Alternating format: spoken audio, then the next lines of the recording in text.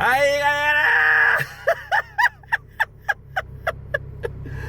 A blogueira da Globo News foi demitida hoje, hein? Acabou de pronunciar a sua demissão. Essa lei Magnitsky, tá acabando com a turma toda, hein? Vai ter que arrumar uma boquinha agora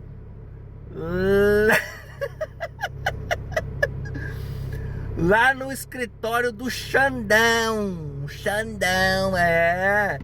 E além disso, vai ter que ganhar em dinheiro vivo, porque não pode passar o dinheiro por banco, porque o Laranjão bateu o martelo e falou que acabou a vida financeira desse povo todo.